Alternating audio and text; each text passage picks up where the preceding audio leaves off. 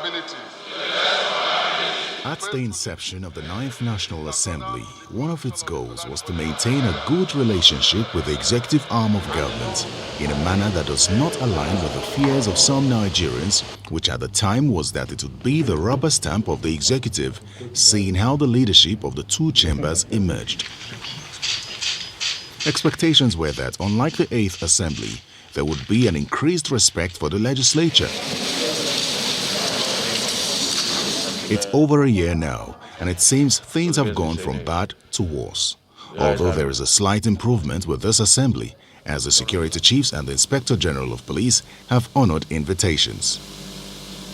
While there is no rancor between the presidency and the National Assembly leadership, like the previous assembly, the appointees of the president have displayed abysmal disregard for the National Assembly.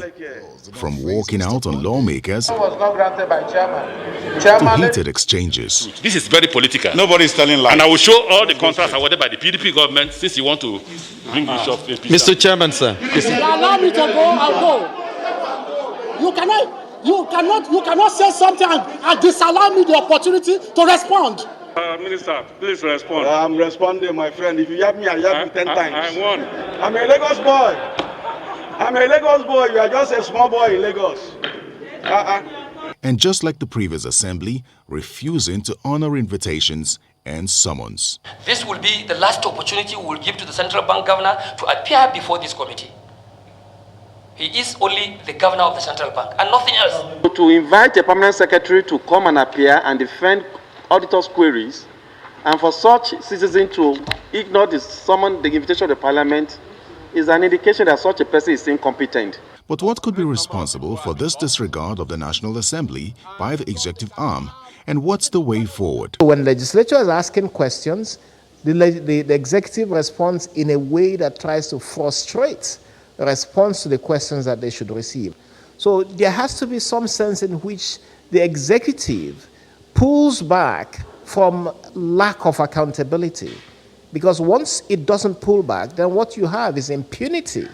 And increasingly, you get the sense that the executive wants to do things without being questioned, without being accountable. There are also fears that this strained relationship could have a damaging effect on the country's democracy. The responsibility of ensuring that we all pull back from impunity rests on the president to rein in and rein back those of its appointees who do not feel a responsibility to respect constitutional provisions on accountability. When ministers are invited, when departments are invited, when heads of agencies are invited, and they do not respond to questions by the legislature, then it continues to weaken the legislative process. However, for some, even the National Assembly shares in the blame, from how it carries out its oversight functions on the executive arm to its input in the budget, which has always raised questions.